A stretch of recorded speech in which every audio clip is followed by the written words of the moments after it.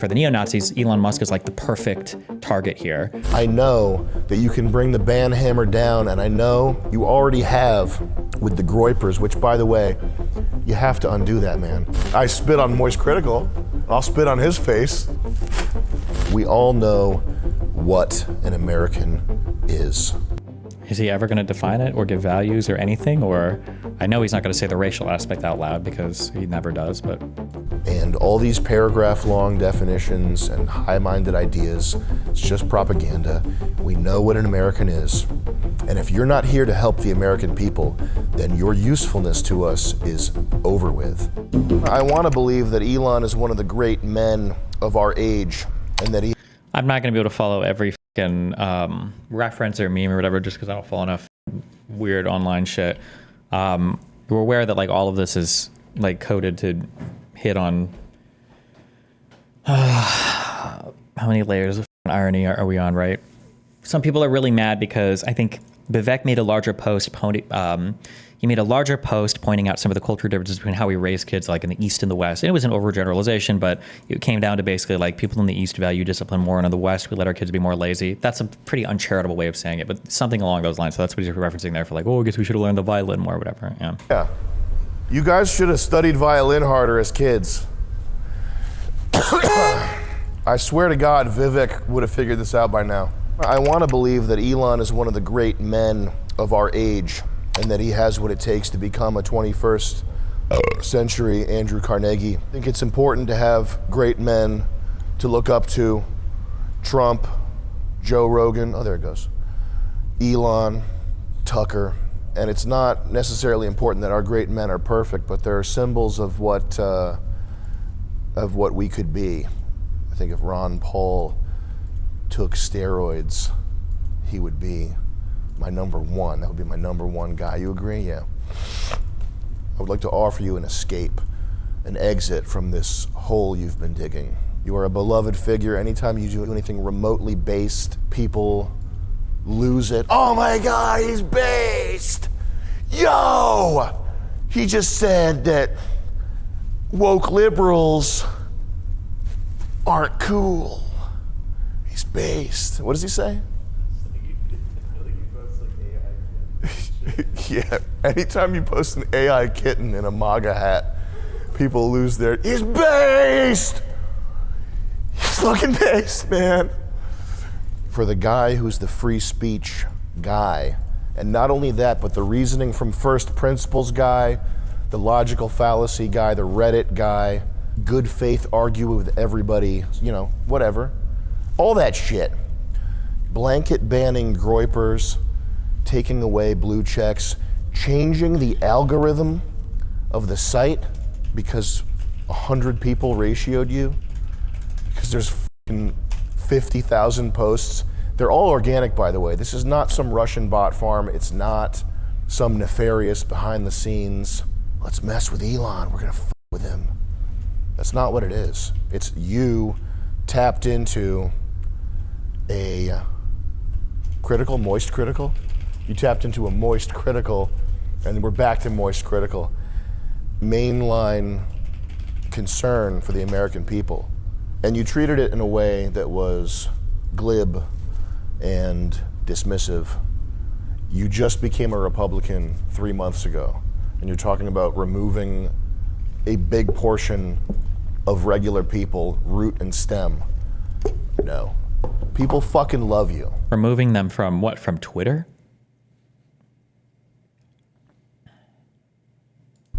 They will forgive you.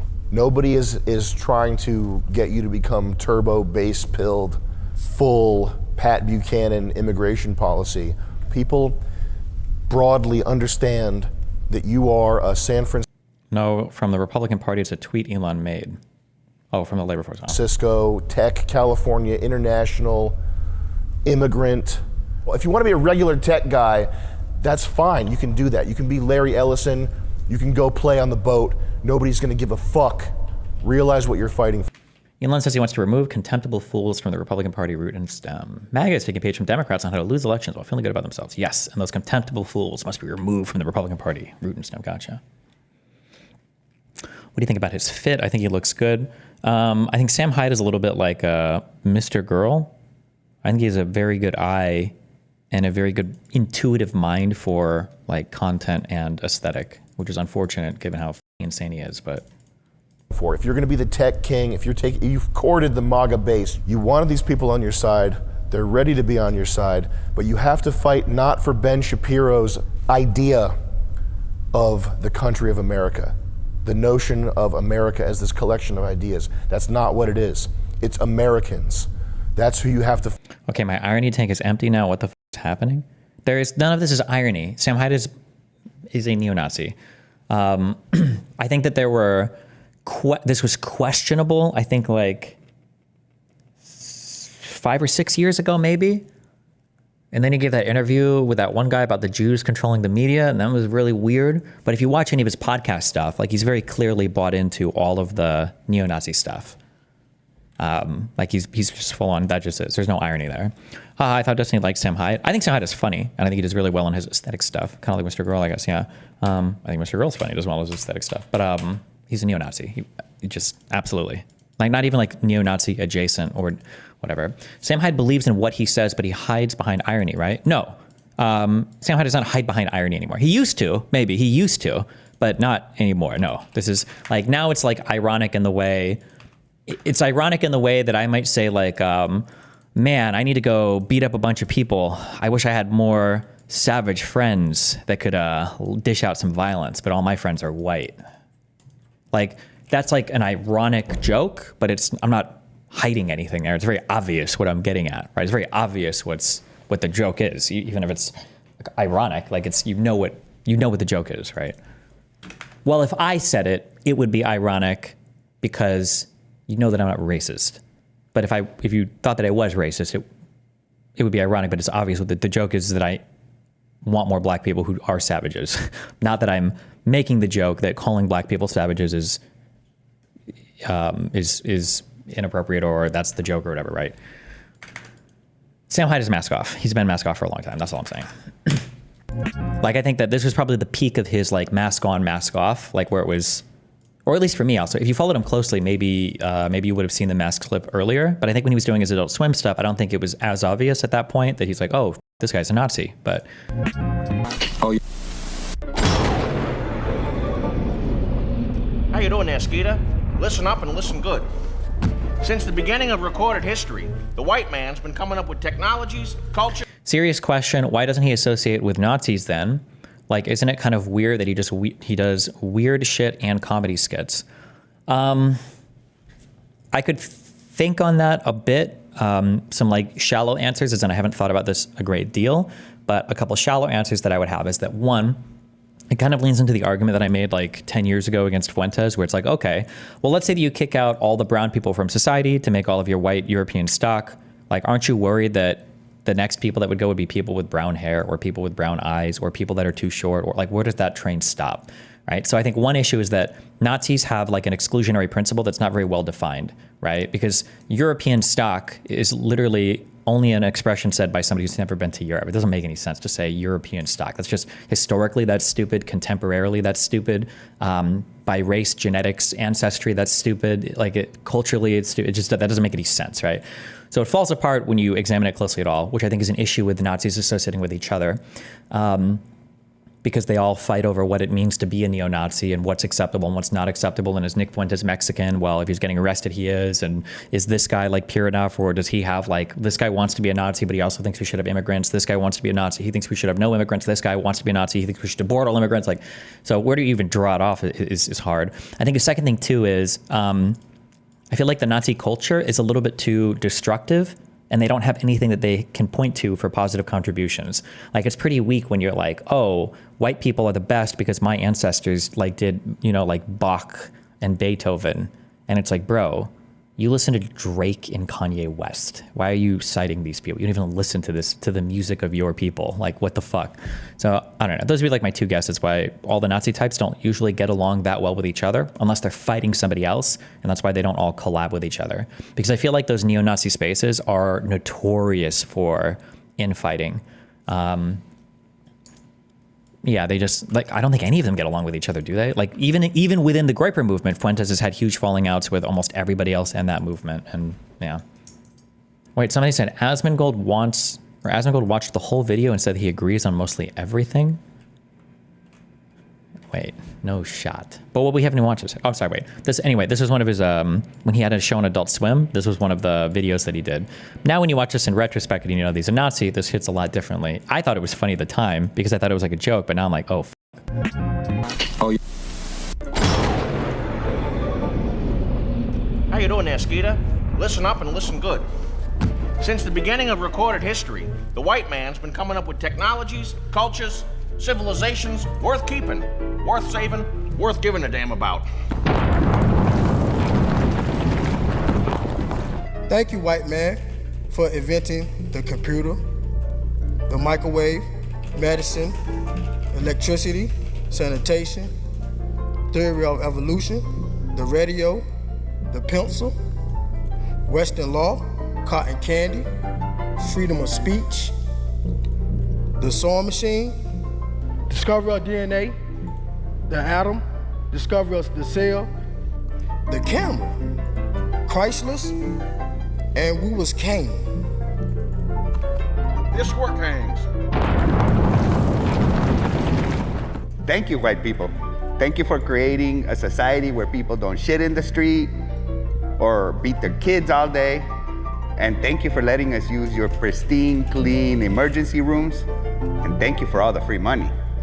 Oh, and by the way, did you know I'm 1/8 Hopi Indian? I don't give a f about that.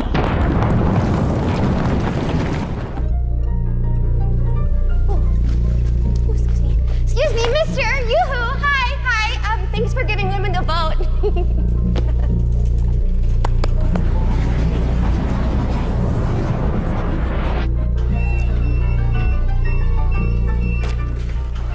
What happened to your boulder, Goy? I don't know. I wasn't looking. Next thing I knew, boulder's gone. I guess I'm a stupid goy. You're white. Somebody said, Destiny, yeah, I've been following Sam pretty closely and I've never seen any indication of being an actual Nazi. It's always 3 layers of irony. I would say that things that I've seen from the little podcast thing he does, it's where he's not just like doing jokes and memes, it's pretty obvious where his beliefs are. I think it's been that way for some years now. Idea of the country of America, the notion of America as this collection of ideas, that's not what it is. It's Americans. That's who you have to fight for. If you're in America, doing business in America, you want to be the man in America, you have to fight for the American people. You're not fighting for a paragraph. You're not fighting for a set of ideas, man. It's the American people who need your help. That's fundamentally why I think people are pissed off here. And it's an easy fix. Just don't call them retards. Elon, have you met Chris? He's on Asmongold. He's streaming all the time. You should just check him out. He's playing these games and stuff. He's amazing what the kid does with video games. I can't believe it. People didn't suddenly have a flare-up of indie. What's the gist of this video? Can someone summarize it for me? Well, it sounds like he's about to lay out basically why America and American culture is supposed to be white European culture, is what it sounds like he's about to argue, so. Destiny, curious, would someone like Fuentes want a country full of white people, but they aren't conservative, or a country full of Hispanic/Black/Asians, but they're 100% Catholic and conservative? So, even though I've asked this question before, I'm asking it to tease apart an ideology. The actual answer to this, the Steelman answer, is people of this political persuasion view culture as an essential aspect of your race or ethnicity.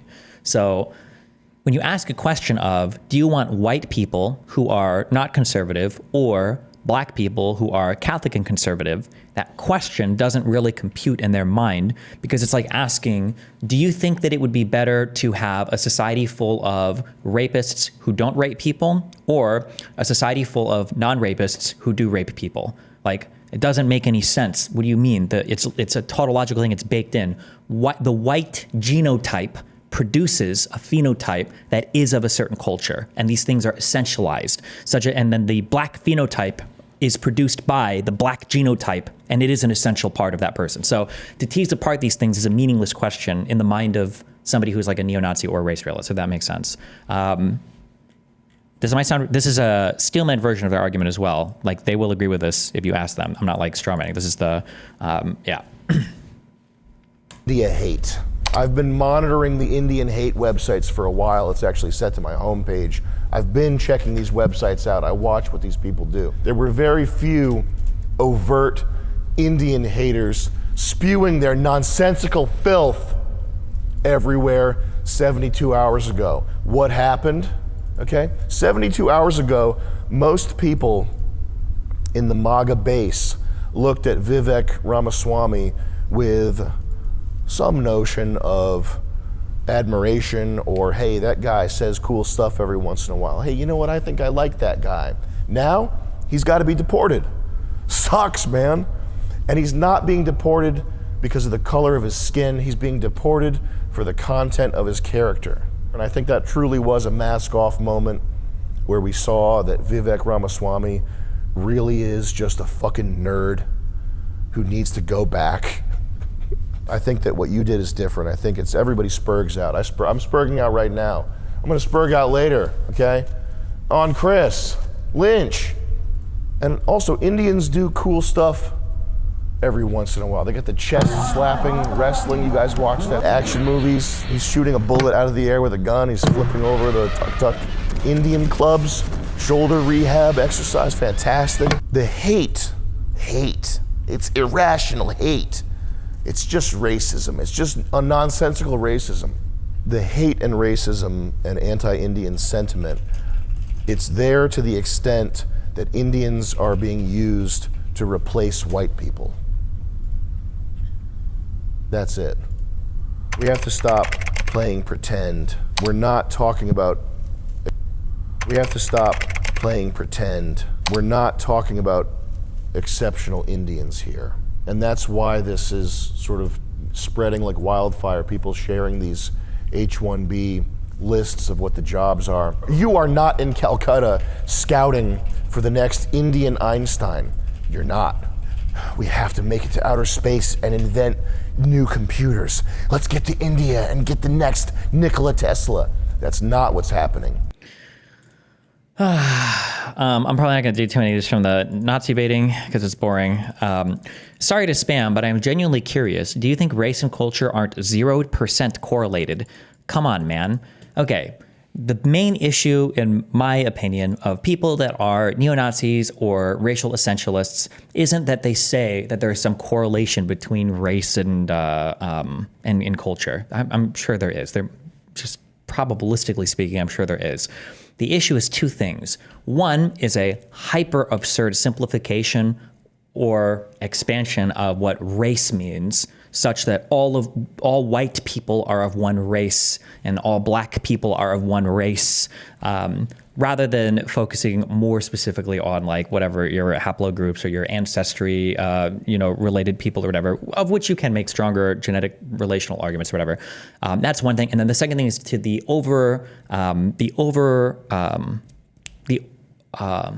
overstatement of how much culture is downstream from race, such that like the race, so like the worst versions of these statements are the race of white people produces good white things like classical music and science, and the race of black people produces some good black things like African American music, but mainly things like crime and poverty, right? These are the big ball issues that I have with like with neo-Nazis or a lot of the racial essentializing.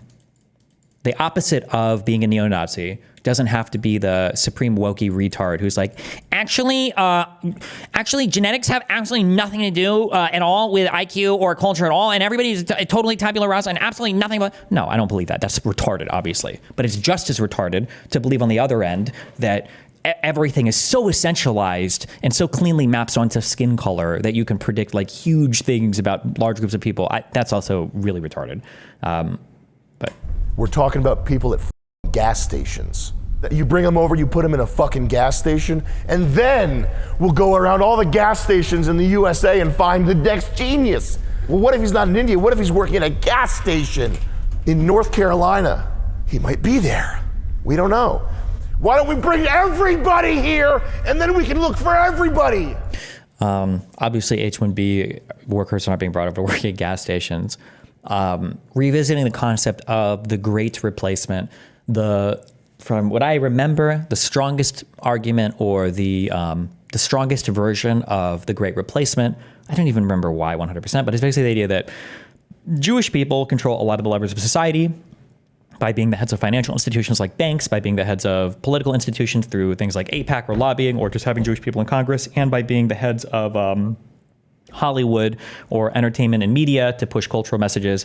And part of what they push is this concept of multiculturalism, of immigration, and the goal to do that is to bring in outsiders, non-white people, to basically breed out all of the white people. I don't know why, but to defeat white people, even though they also need white people from America to protect Israel, I don't know exactly what the intention is. Maybe Jewish people are just evil, or this is how they bring about the third temple. But whenever you get a lot of notion of replacement or bringing in especially low-skill immigrants, the goal is to always outbreed white people. This is part of the reason why I don't know if Charlie Kirk gets these talking points from like neo-Nazi people, or if this is a more natural like conservative feeling of like, we need more families. But when people hyperfixate on the family, sometimes this is just like a good faith conservative or religious person who wants people to have kids and contribute to society. Other times it's more insidious and it's white people need to go back to having kids because look, we're being outbred by all of these unsavory, darker people. White people need to go back to having families. We need more kids. We need white kids. We need white children because holy white people are losing the race. We need to have more white kids. You know, let me grab a Red Bull. Hold on. If he's not in India, what if he's working at a gas station in North Carolina? He might be there. We don't know. Why don't we bring everybody here and then we can look for everybody? That's actually a fucking genius idea. We bring fucking everybody here and then, like a needle in a haystack, we find the one man who can invent electrical computer. That sounds fucking retarded and it's not true. You have to at least say, bringing over the best and the brightest to the United States doesn't mean that we're always looking for Einsteins. It could just mean that we're always looking for productive workers. Now, I don't know where the mainstream talking point is on this. Like if people like Vivek are saying like, oh no, we're bringing over Indians because we're trying to find the next Zuckerberg, or we're trying to find the next Elon Musk, that's retarded. That's not why we bring these people over. We just bring them over because we want an educated and productive workforce. When I say productive also, in an economic sense, productive means how much revenue, how much output does a worker produce given 1 hour of labor input. That's what productive means. So educated workers tend to be more productive because a single educated worker tends to produce more revenue per hour worked than a less productive worker, right? If that makes sense. When I say productive, that's what that means. Some people, I don't know, some people think productive just means like you're not being lazy or whatever, but that's what, when I say productive, that's what that means. So when you talk about like worker productivity, it's what is the revenue output of a worker per hour. And when I say Americans are highly productive in the workforce, it doesn't mean that we don't take breaks or we don't have a vacation or whatever. It means that the economic output per labor unit labor hour, whatever, per worker is higher than the rest of the world on average. Quite a bit higher, but yeah. That the Destiny is insanely naive or dishonest. What? Okay. Destiny literally just said his strongest steelman for great replacement is the Jews are doing it, but I don't know why, ... Well, no, what I don't understand is I don't know why the Jews, let's assume for a second that the Jews did run the world and the Jews did want to,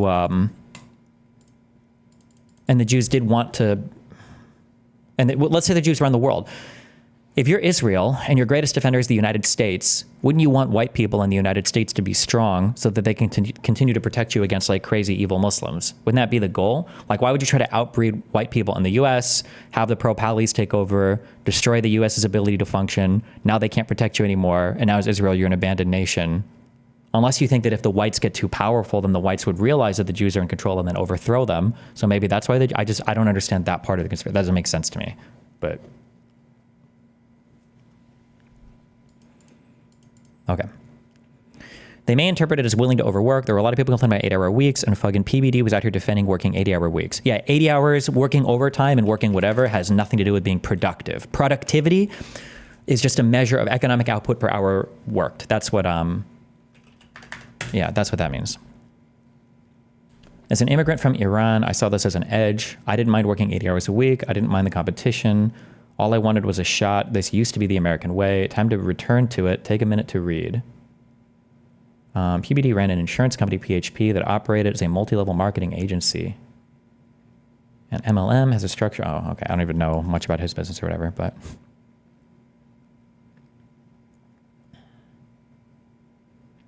It's not hours worked, it's dollar input. Wait, is that true? I guess they would track, right? Because for very low skill labor, you're probably paying close to $1 input is what you get out of them, right? Because you can only pay so little and the materials sold are very little. But for higher productivity labor, they're usually producing like much more advanced goods. Let me check that, hold on. How is labor productivity measured? It might be cost for an hour of work versus the output of, that might be the case. Labor input is measured as either the number of workers employed or the number of hours they worked during a given time period, say a year. Wait, Investopedia. Labor productivity is often used to calculate the amount of real gross domestic product, GDP, produced by an hour of labor. Growth in labor productivity depends on three main factors: savings, investment in physical capital, new technology, and human capital. No, I was right. Okay. Wait, hold on. Let's suppose the real GDP of an economy is 10 trillion and the aggregate hours of labor in the country is 300 billion. The labor productivity would be 10 trillion divided by 300 billion, equaling to about $33 per labor hour. If the real GDP of the same economy grows to 20 trillion the next year and its labor hours increase 350 billion, the economy's growth in labor productivity would be 70%. Yeah, okay, all right.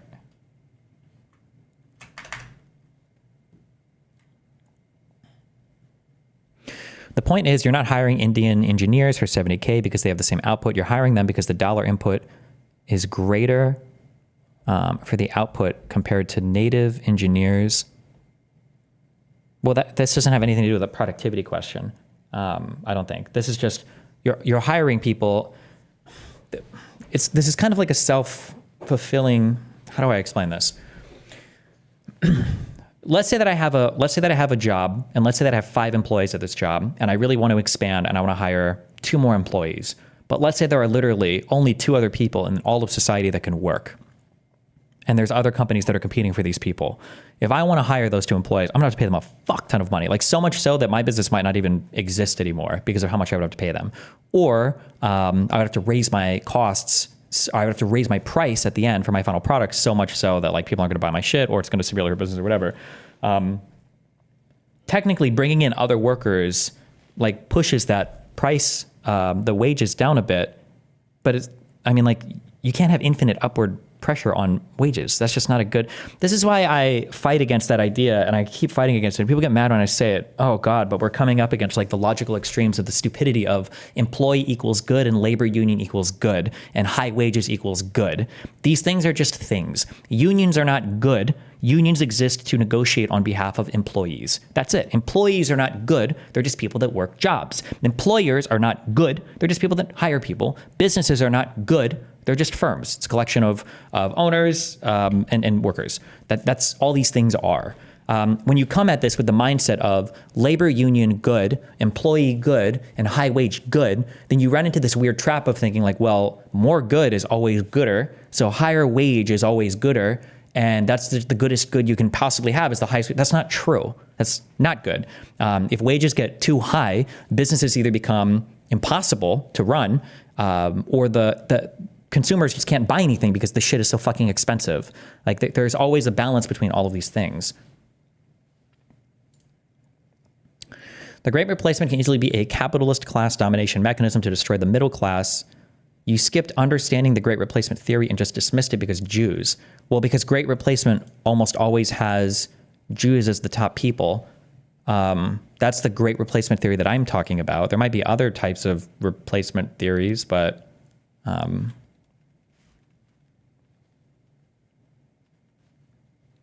H-1B program is being, you have to at least say that the H-1B program is being scammed.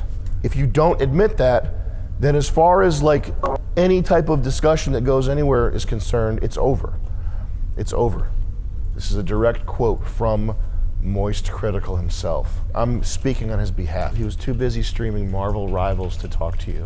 So I'm here on his behalf, giving you opinions that he approved, okay?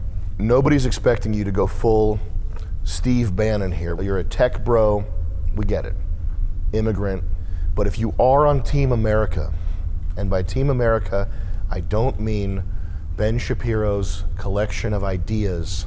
America's not a collection of ideas. America is a people, Americans. If you are Team America, then the most prominent talking points need to be the immediate deportation of illegals and the end of the abuse of the American worker by programs like this H-1B, the gamification of stuff like this that's set up to benefit people who aren't us. Nobody wants to solve the Japanese birth rate problem by turning Japan into India. That's preposterous. That only would work in a computer simulation where you can just change the code and make a Japanese person. I've tried it! It can't be done. In my laboratory, okay, where Asmongold. Do you feel like the far right are being genuine to shit on Indians and other H-1B holders by virtue signaling that they care about the H-1B workers being taken advantage of more than their obvious racist stances like Indians/South Asians smell and poop in the streets? There's a whole bunch of different people that are caught up in these arguments, and I don't think people are aware of like where all of these people are. That's the issue. If I had to like guess and like assign a percentage of who's not globally, but like nationally in the US, like who's in this conversation, my guess would be that right now you probably have, where are we at, man? It's a scary place right now. We're living a scary time. My guess would be that probably 75% of people right now that are talking about H-1B workers are people that are genuinely concerned about downward pressure on wages. That'd be my guess right now. The majority of people are still in this bucket. And then you've got like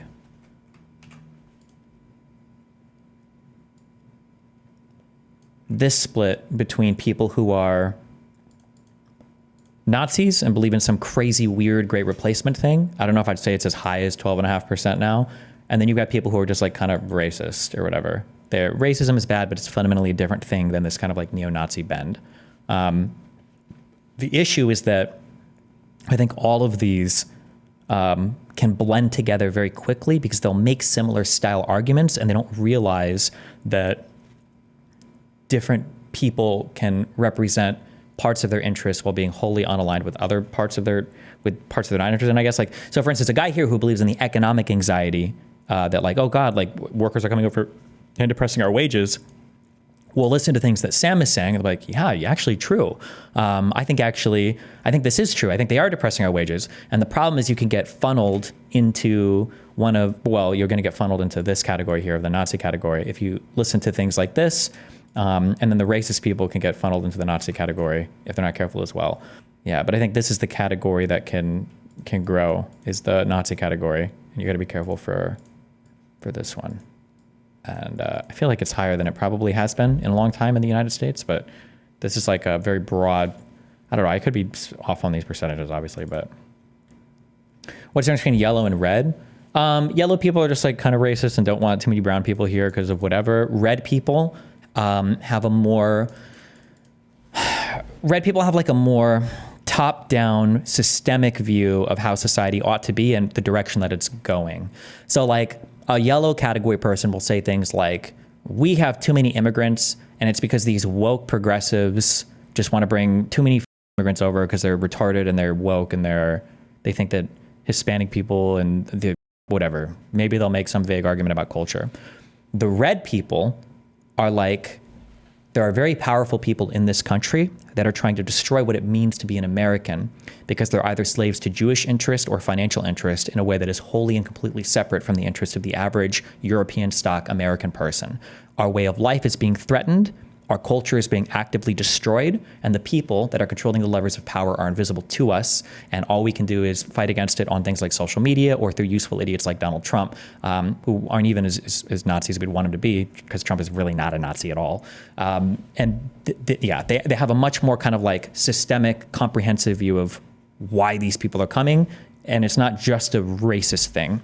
And if anything, the funny thing is these people, the people in the Nazi category, when they present themselves publicly, will come off as less racist than the people in the racist category. Because like a racist person will say things like, I don't want these lazy Mexicans and these smelly, gross Indians coming to my country and ruining it for these people. But a neo-Nazi will say things like, I think Mexican people and Indians, I think, are great, and I think that they can do great things, but they should do them in their country. I want to do things in my country.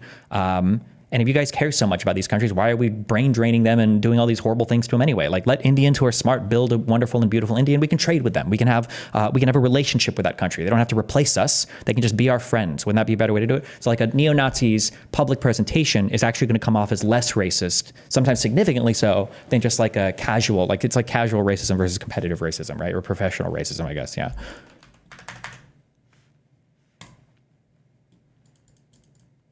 Liz right now down in the basement. I have tried over 150 times to turn an Indian into a Japanese man. And the only thing I was able to accomplish was boiling them. All right? Saying, oh, we just don't have the people with degrees is pure copium. No, that is not copium. It is true. Can you explain why that is a Nazi take? Why that is a Nazi take? Sorry, hold on. Saving comments here. Well, that's like your tip of the iceberg entrance point. The reality is that it's going to be hard to get too deep into like the neo-Nazi take because in my opinion, all of it kind of falls apart when you examine it very closely. But the Steelman version of the neo-Nazi take is going to be something along the lines of the greatest and most prosperous years and designing of America was all done by white European stock.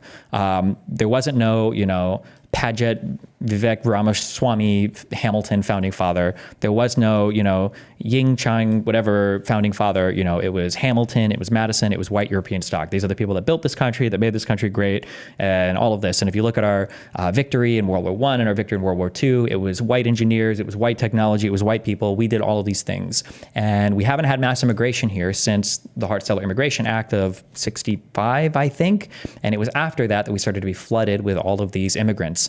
And now you play into the nostalgia tripping where people assume that in the past it was so much better than it was in the present. Now you lean into the idea that, well, the reason why society is so rough and tough today is because of all of these new immigrants that have come in. Remember in the 40s and 50s, back before civil rights, black people were happier. Look at the stats about their families. Black people weren't being abandoned by their fathers as much before civil rights. So it seems like civil rights only hurt them. And in America, we all had white picket fences and we had our homes before stupid things like women voting. And because of their emotionality and their estrogen-driven brains led us to things like multiculturalism and allowed Jews to control society more. And as a result of that, we've been flooded with mass immigrants who are making our cities violent and destroyed. And now every day on the news, we've got to watch Haitians eating dogs. And America is losing its place in the world because even our best and brightest are Indians and brown people who don't represent us and don't look like us. And everything that made America great is slowly being drained away because of all of these colored immigrants that are being forced in by women voters who are being manipulated by Jews to destroy and undermine the white race, right? There's like the whole thing. And if you're like a random white dude in America and you feel some amount of like economic anxiety or disparity, or you don't have like anything going for you in life, because we do genuinely have like, I think, a crisis of meaning or purpose. Well, it's very easy to look at that and like, yeah, hey, like you latch in, you're like, damn, actually that's based. Hello, yes.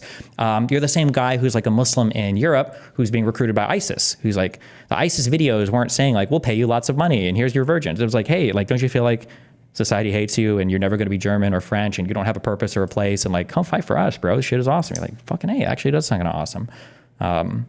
Yeah, but that is, yeah, that's like the broader thing of, I guess like the strongest version, I think, of that argument. Yeah.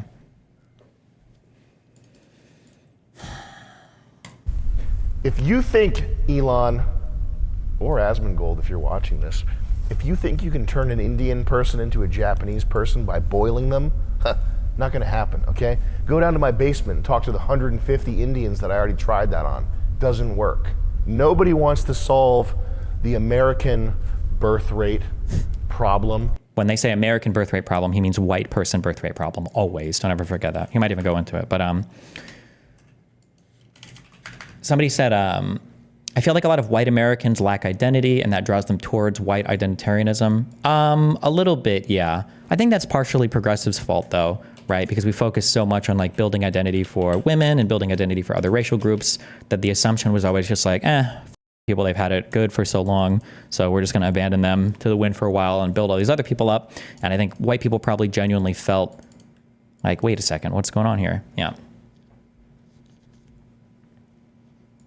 What's going to happen? We're going to run out of people. Oh, the stock prices are going to go down. Oh, that's a problem for the All In podcast to figure out. One of the things I brought up before, and this is why I wish people would be more honest with what they're saying, because it would let us like talk about these things more, which is also one of the reasons why I shit on these like free speech losers, because they don't care about free speech, they just want to lie, is to these people. So when you're looking at like the Sam Hydes or the Nazis, for that pie chart that I had up, racist people and economic anxiety people still care about like the economy and the overall well-being of the nation. People in this camp, the neo-Nazis, are okay taking semi-significant steps backwards in terms of economic progress, technological progress, scientific process. They're okay taking steps backward to preserve some notion of white culture. They're totally fine with that. I don't know if they say that as much publicly, like they'll just allude to things like GDP, but similar to communists who will say things like when Professor Wolf, who was the commie guy that I argued with? Something Wolf. Richard Wolf. Yeah. When he said like, hey, listen, in a communist society, maybe you don't have PS5s, right?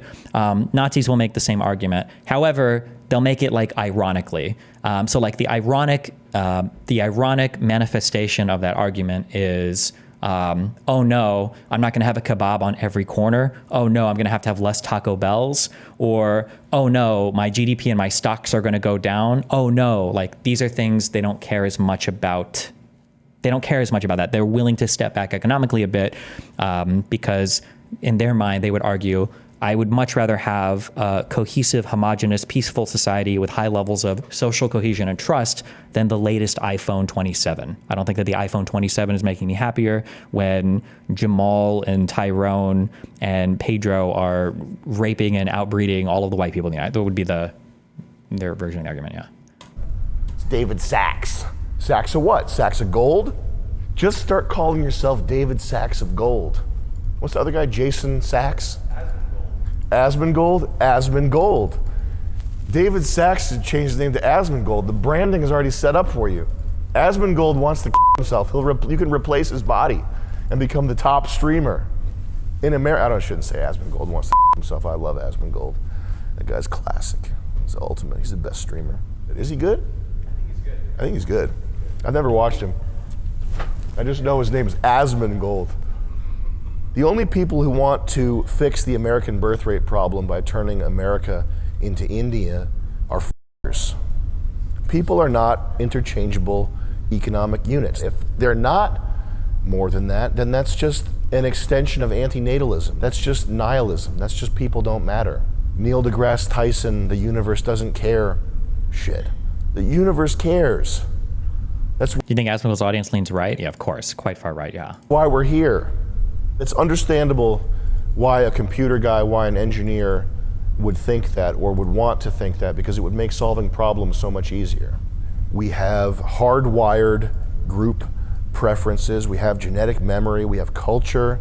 This is not learned stuff. It's hardwired group preferences, genetic memory. These are all, I'd be shocked if he doesn't say or utter something similar to the like of the reason why Sweden and Norway used to be so peaceful is because these are homogenous places with high levels of social trust and high levels of social cohesion. So deeply embedded in us that it carries on for thousands of years.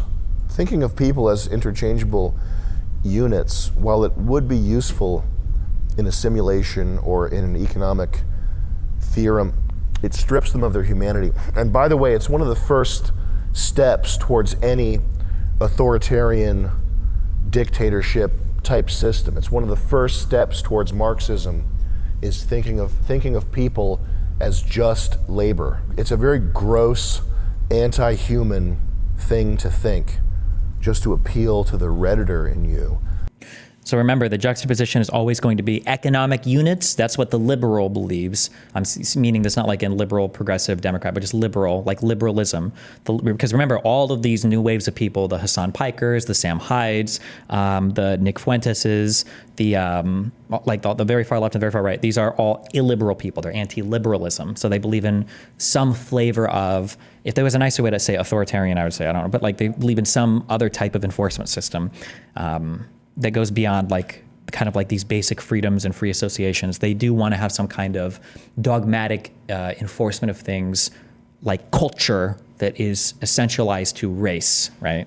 So their argument on the flip side is always going to be, oh, well, these Redditors, these liberals just see people as workers and economic units, when I see them as like these fully fleshed out humans with families and genetics and histories and ethnicities, and they believe in things, and they have, they like, yeah, it's more than just like a worker, right? Which is how the liberal sees them. Human thing to think, just to appeal to the Redditor in you.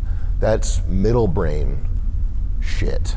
Stupid people at the bottom of the spectrum know that everybody is special. Everybody's special. Everybody's different and has their own thing. Retards know this. I'd say attacking them by saying that they don't put the economy first isn't a great one. We all have things we would prioritize over the economy, at least ideally. Let's say that a new form of slavery was developed that increased the country's GDP by 30%, but we as liberals, I'm not attacking them at all. I'm just explaining the beliefs. If you're interpreting this as an attack, then you're too sensitive or something. I don't know. I'm just explaining what they believe. I'm not attacking anybody. Geniuses understand their own thing. Retards know this.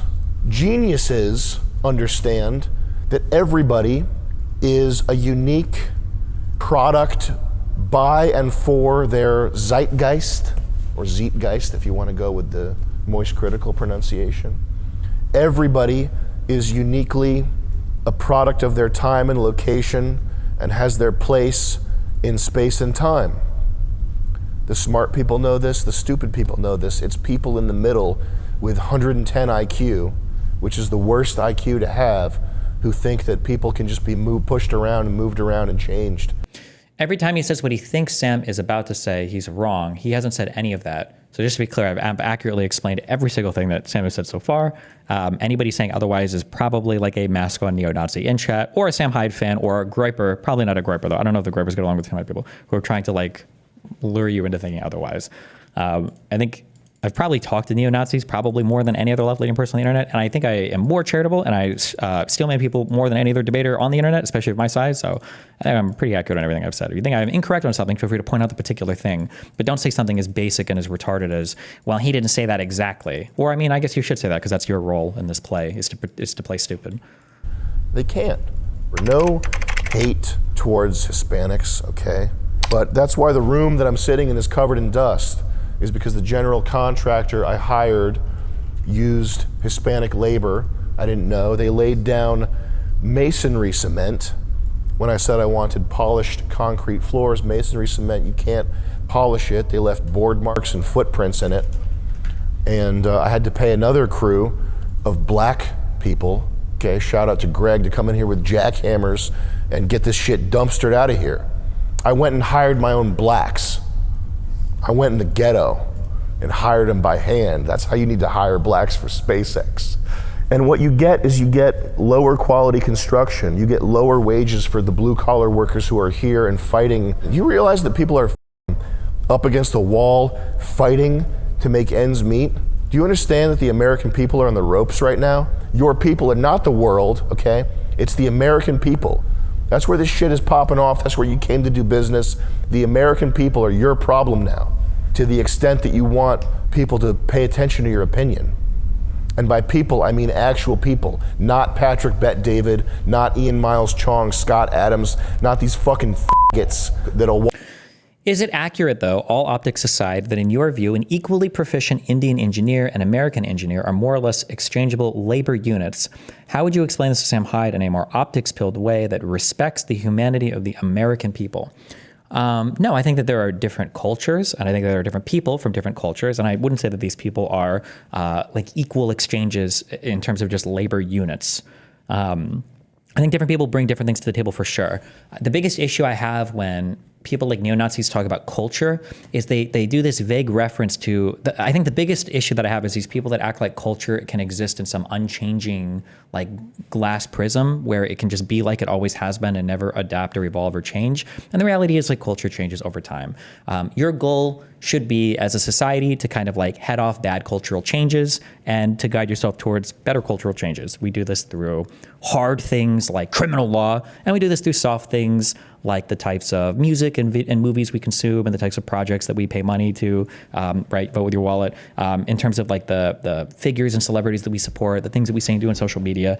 And these are the ways that to do it. To fight this from a racial perspective and to assume that because this guy is white, he's going to start off from a similar point of view to me than somebody who's a different skin color, in my opinion, misses a lot of the possibilities of what is what a society can do. Like, you're not just shortchanging yourself at the end of the day in terms of like what your society is capable of achieving. You're shortchanging yourself in terms of like the view that you can have of the world and what you even personally are capable of achieving.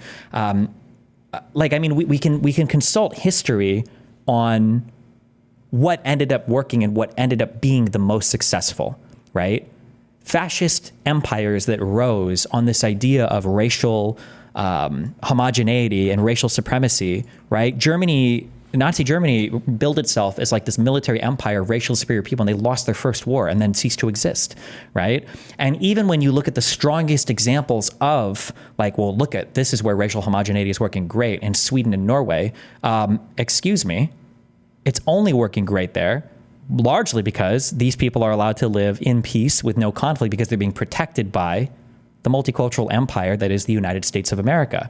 And more broadly, our multinational conglomeration of countries that are part of the United Nations and NATO, right? And that if you look at even in U.S. history, right, you had your agricultural slave-owning Southerners, and you had your more cucked Northerners who didn't believe in slavery. Like the North won the Civil War.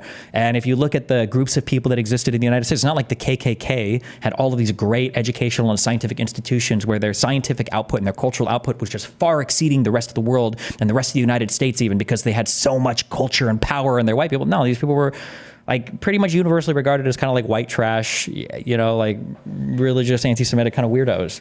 It's not, like, it seems to be the case that what you have to do, in my opinion, not in my opinion, fuck you, as an American, America has to be like a breeding ground that allows and fosters different types of people to come together and then to take from these people the best of them and then to produce something that's greater than the sum of its parts. And when some of those parts are black and brown and red and yellow and whatever other skin color you want to attribute to people, you just have more to draw from. You've got more talent to draw from, and the product that you make at the end of the day can be better than what any like single group of people can produce on their own. There's a reason why America is the world's culture. Like, we are the world's protector in terms of military. We export culture to the entire world. That's why I can't name a single prime minister in Europe, and every single European citizen knows who Donald Trump and Barack Obama are. I can't tell you any song or music that comes out of Germany or whatever else, but I know that in German streets, Gangnam Style was playing because South Korea, a country essentially created due a large part because of U.S. intervention, the multicultural state of the United States intervention, right? Because that music was allowed to get so popular internationally in places like the United States and then to be exported that way to the rest of the world, right? The type of multiculturalism, the type of economic output and the type of military output and the type of like everything that the U.S. exports, I think is largely built on this liberal ideology. I think that it's been empirically demonstrated. I think it works in concept and theory. And these ideas of these like super homogenous people who are so scared of everything else and other people, they just don't have a good track record. It's like the commies. Like, show me these like ultra successful, ultra homogenous nations that made it because of their ethnic homogeneity. I don't think that there are good examples of it. I don't see it working too well, but. Walk around sucking your ass because you have money and because you made an electric car. But to the extent that you want that, you have to protect the American people. You're all about being pro-natalism and increasing the birth rate. Why is the average dude gonna wanna have kids when he can barely afford to live by himself and eat Domino's? Hey, why isn't China importing infinity Indians right now? If it's such a huge economic advantage, why isn't China doing it? We need to do a naval blockade of China to make sure they don't get any of these amazing Indians. Every Indian that makes his way into China is a threat because China will use their genius to get one over on us. That's the biggest threat this country's facing, right? I think we need to go nuclear. I think we need to say, if China imports enough Indians, it's... I think that, I think China does feel a lot about like the Han's Chinese ethnic stuff. However, now that I'm a little older, 36, okay, I have some perspective as a person here. If you're in your 30s, one thing you've heard since you've been a kid in high school is that China is 5 years or less away from taking over the United States in terms of economic output. China is on the verge of an explosion where China is going to rule the world. China is going to take over everything. China has the all of their trade routes, everything set up. They're like it's over. China's about to take over, and for some reason, it just hasn't happened yet. And the reality is I think that we fetishize or romanticize, whether it's because doom and gloom sells for economic headlines or because some people are just a little bit ignorant or whatever. People romanticize China's progress, I think, quite a bit. China relies on the United States quite a bit for a lot of stuff. They have a huge population to draw from, which helps. They've got a big playground in Southeast Asia, which helps. But China still hasn't conquered the United States. Why, right? I think it's worth thinking about this. I think it's worth thinking about, like, how is it? Like, is it really the case that the United States has been doing so well with blacks and Indians being this huge fucking drag on us, that even though we did multiculturalism and these people are anchors being, put out to sea, that we're still managing to, push the ship forward? Like, I feel like it's a naive perspective, but... It's like diamonds. It's like nanotechnology. Indians are like nanotechnology.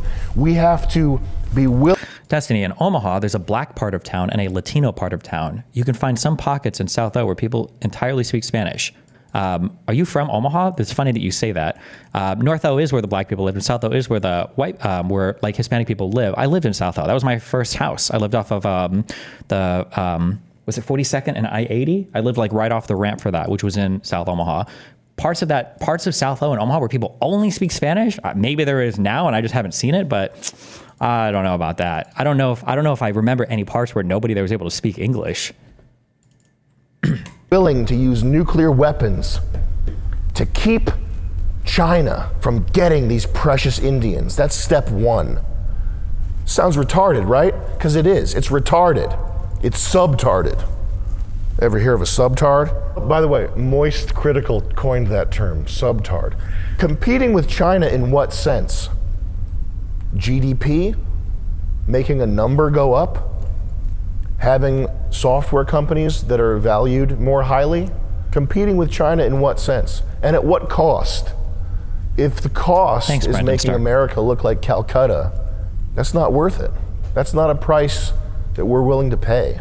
People keep posting these aerial drone display videos of drones shaped like a dragon. Correct me if I'm wrong, that's something that a bright high schooler could do on a smaller scale, is it not? Making drones move around in 3D space.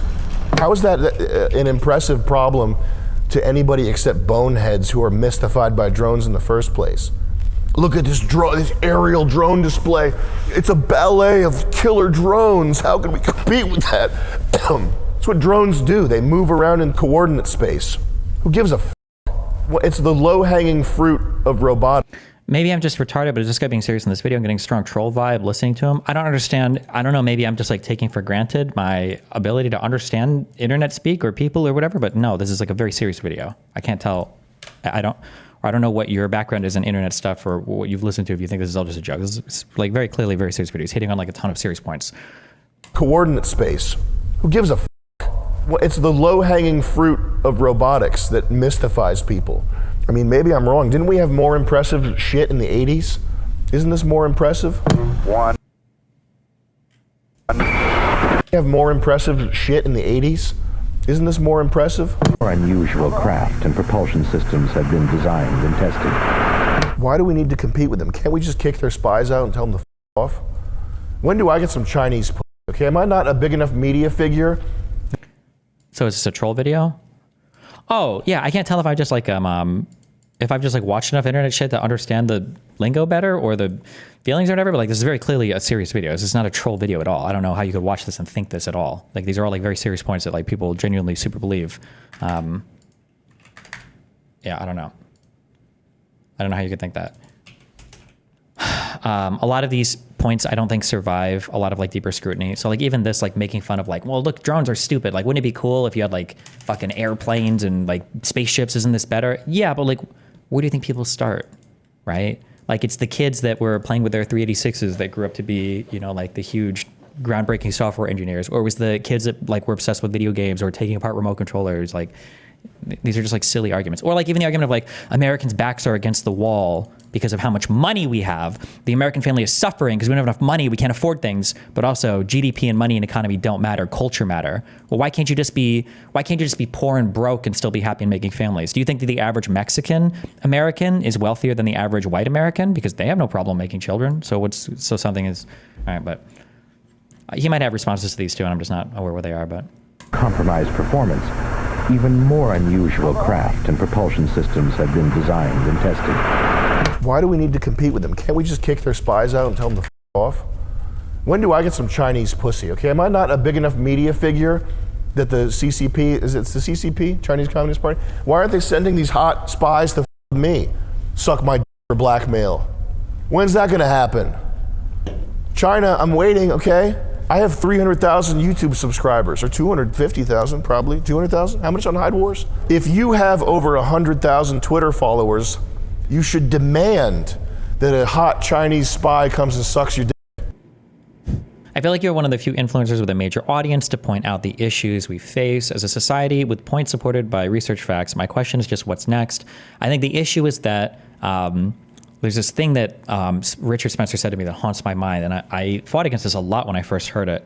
But I think it is true. The more I've thought about it, the more true I think it is that you need like a common enemy, and without a common enemy, you kind of just like fall apart. People get mad at me. Even my own audience gets mad at me for saying this, but I'm trying not to focus on this too much. In general, in the United States, life is pretty good in general. Like we're doing decently economically. We have a ton of like fun things available to us. There are some problems that we have to face, but like we don't have like massive rolling blackouts. We're not like getting nuked or bombed. We don't have, like all of our buildings are falling over and, huge unemployment and everything is like, for the most part, things are decent. But I think that when that's happening, people can still feel anxiety or feel upset about something. And if there's not an easy thing to point to, because I don't think there's an easy thing to point to right now, everybody wants to kind of fill that vacancy with the thing that they care the most about. It was the joke I made. I say joke, but like after the loss of the last election, whenever somebody loses an election, that's your opportunity to step in and say like, oh my God, I know why we lost. The reason why we lost is because people are not setting the apertures correctly on their cameras, and camera settings are the most important things about commercials, and Kamala didn't have like good studio design when she was doing interviews. And other people are like, oh, actually it was because of feminism, and actually it was because of trans people, and actually it was because of the economy, and actually it was because of immigration, and actually it was because of healthcare. And it's like, okay, can it really be the case that, how can we not know? How can nobody know? And I think the reason is because none of these things are actually that strong of a negative thing right now in society.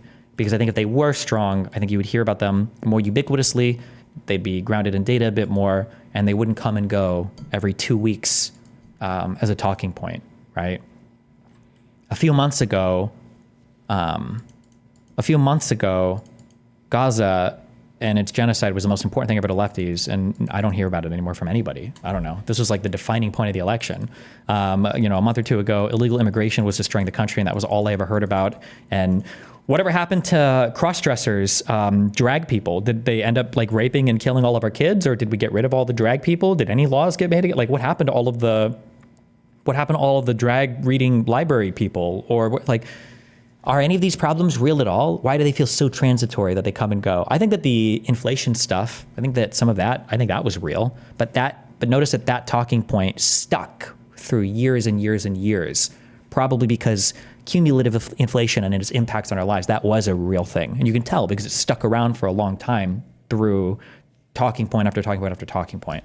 But there's so much other noise that when there's so much noise, it's hard to pick out what your signal is, obviously, right? Yeah.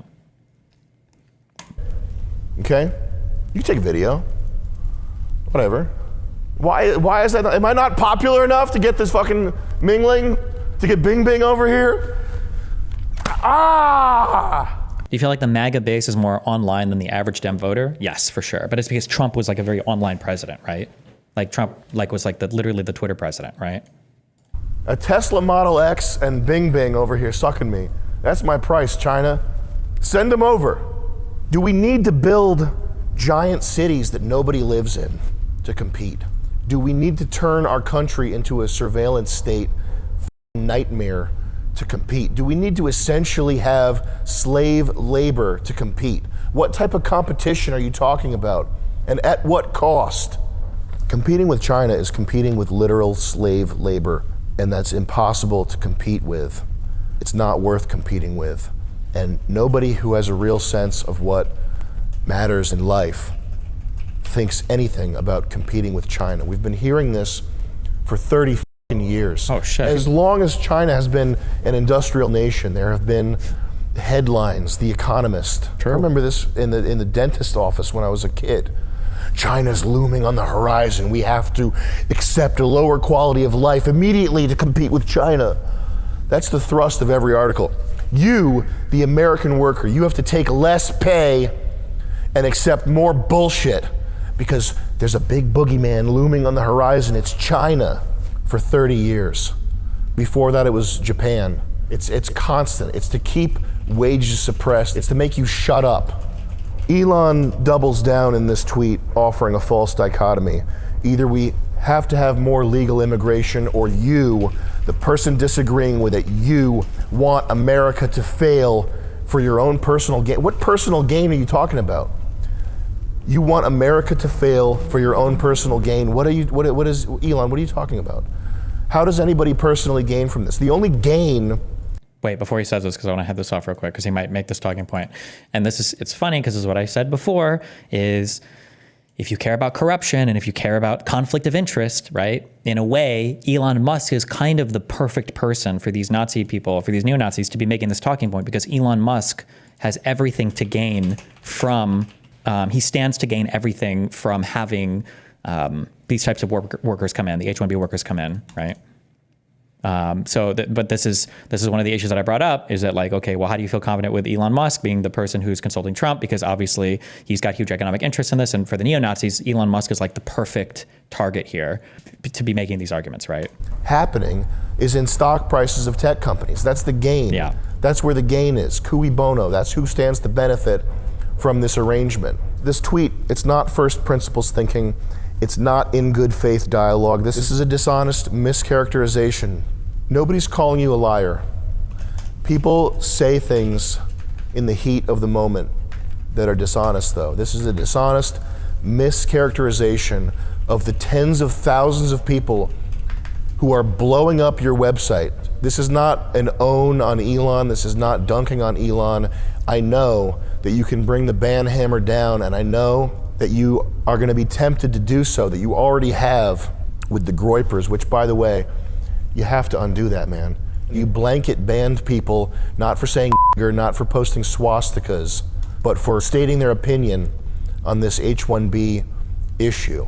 That is a complete violation of the trust that the people you wanted to like you placed in you when you said that you're for free speech. It's straight George W. Bush, you're either with us or you're with the terrorists. That's what this is. You're either agreeing with me or you're an enemy. You're an enemy.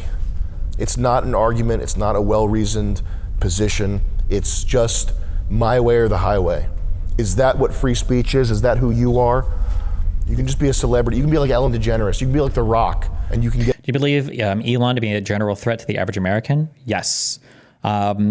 Because, as I've said before, nobody believes me. That's fine. When I'm arguing against the normative loading of economic things, so like saying things are good or bad, because of how I feel about them. And I say like labor unions are not good. They're just unions that collectively represent employees. That's it. They're not good. They're not bad. That's just what they do. I feel the same way on the other side about employers. I don't think that firm owners are necessarily good or bad. I think that they just represent firms. They represent owners. Elon Musk is an owner. This is a business owner. And him having so much say with the president is a massively huge amount of power lended towards owner types. And that's really scary in a society where the owning of capital, when capital is so productive and is so valuable to own because it's like such a multiplier on like your economic output, right? If you own business, if you own these things, you can make huge sums of money. Having somebody like that whispering that you're the president, I think is really spooky. Get Ozempic, you can get breast implants, start going on The View, whatever you want for popularity. You can do that, of course. But to the extent that you have popularity, if you keep digging this hole, it will be misplaced. And it'll be there because you're rich. What does winning actually mean? Healthy, functioning societies, they need more than gadgets. They need more than Marvel, more than goy slop. Okay, so these are the points to remember earlier, that the iPhone 24 and the kebab on every street corner and the rap music is not enough to overcome the greatness of whatever white society shit that you want, right? Yeah. They need a shared ideology, heritage, history, beliefs and values, religion, or they collapse and they crumble. That's Babel. And just remember, he's going to bring up the Tower of Babel, whatever. That's fine. Guess who had shared ideologies? And guess who had shared, ancestries and kingdoms and all of that, right? Everybody across the entire continent of Europe. And they fought for centuries. And not to be an American elitist, but like America ends up dominating all of them, right? So what's happening there, right? It's not like these kingdoms rose up and became great and ruled the world. Like these things were always under threat of collapse or losing the Spanish Armada or their militaries or whatever the fuck else, right? Is goy slop what I think it is? I actually am not familiar with the term. My guess is going to be goy slop probably refers to everything that comes out of Hollywood because it's media that is like progressive and woke and is encouraging multiculturalism and it's headed by Jewish people. So hence goy slop is my guess. Religion, or they collapse and they crumble. That's Babel, that's Rome, that's every empire that's been crushed because there wasn't social cohesion. And there's the social cohesion, social trust, yes. Basic bitch libertarian principles aren't enough. Maybe they're enough to get at VC funding, maybe they're enough to create an interesting exercise of some sort, but they're not enough to hold people together. And again, we're back to the idea of people as a collection of economic units. That's what at the foundation of Marxism, that reality is just math. And thus the justification for a lot of Marxism is also what leads Silicon Valley libertarian type people to attempt to quantify the unquantifiable. Mount Rushmore, the space program, the interstate system, motion pictures, electricity. These are all things that are not quantifiable. So they're quantifiable in the sense that you can look back and you can say that they cost X amount of dollars or that a certain amount of concrete and steel was used in their construction. But these dream projects are unquantifiable things. There's no slider in the program where you can crank up the number of Indians to 200 million and bring the American dream to fruition faster, okay? There's no data entry point where you can bump up the Indians and get Chrysler buildings popping up everywhere, more Art Deco construction. We do not need more bloated code bases, more tech gadgets, more poorly run hotels, more work ethic, okay? What we need is leaders willing to fight for the American people, not for corporations, not for the idea of America, but for the American people. That is the only thing that we need on the brink of collapse, on the eve of our crumbling. It needs to be something higher, a higher ideal than tech company market caps. If it's just that, then it's just noise. It's just not reality. Reality is the hundreds of thousands of kids who are graduating with massive college debt, hundreds of job applications. They're being looked over for people who are not us. That's not a meritocracy. That's not some idealistic, high-minded thing. It's just money. Apple and Google might win. but America will be worse. The soil that all this winning flourishes out of is salted. And that means that the next Apple, the next Google will be Chinese. Potentially the next SpaceX will be Chinese. Wouldn't that be strange? Wouldn't that be interesting if China makes it to Mars first? It would be great for humanity. Why don't we do it? Let's do it. Like he wants so many things at the same time, but you can't have all of these things at the same time, right? Like, would he be upset about, would he be upset if China made it to Mars first? But that represents like great technological advancement, which comes on the back of like economic success as well. But then he also talks about how like, well, but we need to get rid of all of these extra people from the US because we don't need more GDP and techno gadgets in order to sacrifice our social cohesion. Well, what is it? Do you want the techno gadgets to get you to Mars? Or do you want the social cohesion from having just like a lower stock of less productive workers who just happen to all be white, right? And it's easy right now when there's not as much conflict to say things, like, oh, like we're just going to recruit Indians and blah, blah, blah, blah, blah. Okay, sure. But America was a melting pot of so many different people and so many different types of people, right? And I will do this. The diversity is our greatest strength meme. And I don't actually even know the answer to this. If I were to look up, say, the Manhattan Project, how many of the physicists, how many of the engineers, how many of the big contributors to that project were German Americans? How many of these people were immigrants? Albert Einstein came to the United States, right? Like, are these Indian goy slop? Well, maybe Albert Einstein, I guess, is a goy slopper because he gives us goy slop, like the theory of relativity. Like, these were, how many were, yeah, we're like Hungarians, right?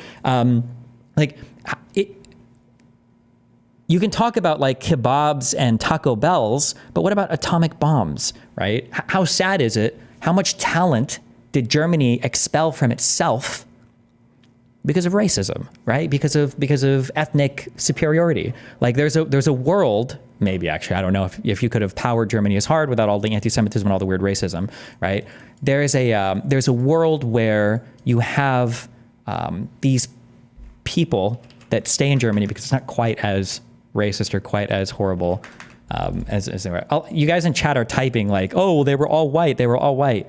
Like that's evidence of the United States and how successful our racial, what would you say? Like erasing the boundaries between, like you say they're all white now, but they weren't viewed that way in the 20s and 30s and 40s, and that like they're all white and they're all the same. It's always funny when you see like Polish Nazis today or Slavic Nazis today on the internet. My friend, back in the German days, these are not like Aryan, white, strong, Germanic like people. Like they were very different treatments of different people across countries that were dominated by Nazi Germany. There was a huge poor treatment of people that came into the United States from places like Italy and from places like Ireland, okay? You might say today, well, they're all white, so it'd be okay. That's fine, but who's to say that like today's Indians aren't 100 years from now? The other types of people, they'd be like, well, obviously back then Indians or whatever were okay, but now it's the new Martian people coming from Elon Musk's Mars that aren't okay, right? It's... will be Chinese. Wouldn't that be strange? Wouldn't that be interesting if China makes it to Mars first? It would be great for humanity. Why don't we do it? Let's do it. China makes it to Mars before America. Does that sound like fun? It's just humans. They're just interchangeable economic units. Why wouldn't we want that? Like, what do you want? Do you want the gadgets to get to Mars, or do you want like the Sunday church gatherings with all white people? Does that sound like fun? It's just humans. They're just interchangeable economic units. Why wouldn't we want that? I think we do it. It sounds good to me. How do we define winning? I just won. That was Asmongold that I spit on. I killed him. I'm not. People are saying integration. I don't know what you mean when you just type integration. Yes, like Asmongold. I'm just playing around. I spit on Moist Critical. I'll spit on his face. Guy. No, we love Moist. We have a deal with Moist right now. It's for nicotine pouches. These are Moist's nicotine pouches. I call them Moist. Did you know Moist is a Yiddish word? I didn't know Moist Critical is actually Jewish. Did you know that? I did. Crazy fact. Winning. Is winning making it so that tech You were looking for the word earlier. Oh, sorry, maybe. Companies have even higher valuations? Is that winning? It's the valuation of Netflix. I figured it out. That's why we're not winning, is because Netflix stock isn't high enough. That's the only way to win. I want to kill my neighbors and burn them alive and blow up my car, but it's okay because Netflix is worth $3 trillion. I want to cut my cock off and scramble my brain with fluoride. I'm gonna win because Netflix is worth $3 trillion. I can't believe the dollars are this high. I can't believe we're winning this much. The dollars are this high. We have such good drones and spying technology. We're winning. That's the most retarded thing I've ever heard. At least. I'm confused why this video is worth watching the whole way through. What are we expecting to happen? This is a really good summation, I think, so far of kind of like the neo-Nazi ethos right now. I think he's done a good job summarizing it so far. Leftoid, medicine, vaccine brain niggas. Bleep that out, please. I said people. At least people whose blood has been replaced with vaccines and are so far on the left, they salute Mickey Mouse. They think that they're helping people. If winning is just drones doing an aerial display while a robot jerks me off to sample my DNA, then everything is lost. I killed a homeless person today, Chris. Did you know that? You're an idiot. Go look at the genetic distance of a German and an Indian compared to a Brit. Germans are so genetically similar to Brits that it would be more appropriate to compare them as cousins rather than a whole different people. Also, Nazi Germany and Hitler viewed Britain as a brother nation. Here's your homework. Go look at a genetic distance chart. They exist. Okay, once you're done looking at the genetic distance chart and your obsession over genotype, then let's look at the phenotype of these nations, right? Do these nations act brotherly or cousinly with each other? I'm sorry, was the 100 Years' War between Britain and France or Britain and India? Or was World War I between the brotherly white nations of Europe and Africa or all of the nations of Europe? Or was World War II between the brotherly nations of Europe or the white nations of Europe versus Australia? Or like, what do you mean, the brotherly nations? How genetically similar are all of the motherfuckers in Yugoslavia that collapsed and all genocided and murdered each other? Like what? Like, yes, you can have genetic similarities, but what does that have to do with anything? When Italians, you understand that like when Italians came to the United States, they were the worst of everything that we accuse Mexican people of being, right? You want to talk about like MS-13? What about the fucking mob? Okay, you want to talk about ghettos? Have you ever been to Little Italy or any parts of like New York City? I'm sure today it's a lot less than it used to be, but dude, you want to talk about like ghettoization of people all moving into certain areas and having their own culture and only hiring their own people and only working within their own criminal organizations and units or whatever? Like Italian Americans do this a ton. We integrate though. We do that. We do it really well. Like this, genetics are real. Genes are real, and genetic like phenotype from genotype is real as well, but it's just one piece of the picture. There's a lot of stuff that influences human behavior, and it's more than just environment. It's more than just genetics. It's a complicated interplay between the two. It was free speech. I said, you dirty ass bum ruining my street, I'll kill you. And then I used a speech gun to shoot a speech bullet into his speech head. I ripped an NFL cheerleader team. The guys too. I used free speech on them. Do they have male cheerleaders in the NFL? National Flag League. Look it up, please. Does the NFL have male cheerleaders? That is awesome if that's true. Can you explain why you disagree with his emphasis on culture as being important rather than just justifying why what he is saying is Nazi? I'm saying that what he's saying is neo-Nazi. I understand that Nazi carries a negative connotation. I mean, I'm not really normatively loading it. I'm just explaining what it is. Can you explain why you disagree with this emphasis on culture? I think that emphasizing culture is good. I think that talking about culture is good. But culture, when you talk about culture, it has to be more than just I'm scared of a group of people. That's not real culture, right? You have to talk about like cultural output. And I think something that kind of hurts a little bit, the culture argument, and maybe I'm a little bit biased here because my background is music, but some of America's like greatest cultural contributions to the world have been from our slave descendants, have been from black people. If you don't like hip hop or whatever rap because you think that's degenerate music, jazz and blues was heavily inspired by and came from like black people playing instruments wrong, right? Like some of America's arguably America's only great musical contributions to the world, or some of the first great ones, things like jazz, things like rap, came from integration of black people into U.S. culture. Like, if you want to talk about culture, I think culture is fine to talk about, but culture, it has to be more than just I'm scared of people that don't look like me. That's just so silly. It has to be more than that. Yeah, I don't think that any culture built on fear has ever been successful in all of human history. All of them collapse in like a single generation. It has to be more than that. It has to be more than that. A third of the league is male cheerleaders. America is the greatest country on earth. Only like huge like artistic contributions or whatever. America's made a ton of great contributions to the world.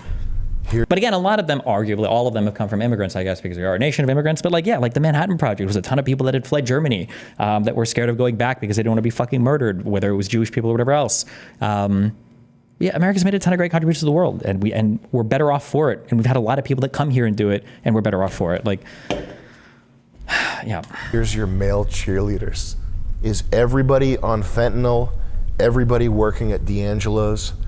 Everybody working at the mall? They're all retards.